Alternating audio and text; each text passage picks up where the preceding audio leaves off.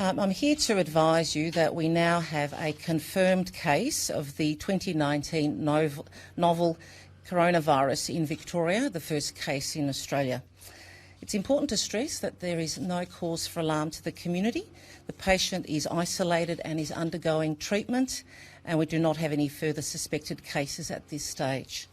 The patient is a gentleman in his 50s. He's a Chinese national.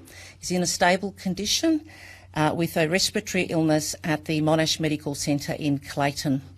And he was confirmed as positive after a series of tests earlier this morning. What I can advise you is that the gentleman has been in the city of Wuhan in China for the past 2 weeks prior to the onset of his illness, and he arrived in Melbourne on an early morning flight on the 19th of January, flight number China Southern Airlines flight number CZ321. This was a flight from Guangzhou to Melbourne that arrived at about 9 a.m. on the 19th of January.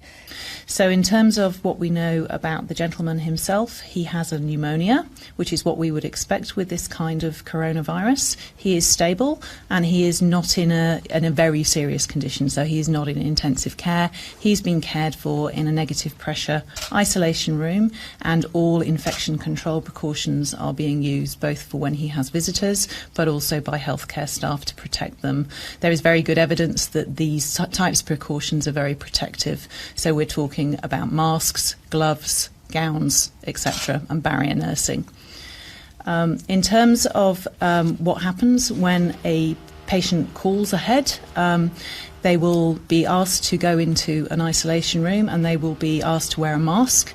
Masks are often a topic of conversation in these situations. The mask is mostly to protect others from the patient rather than to protect people from inhaling the droplets themselves.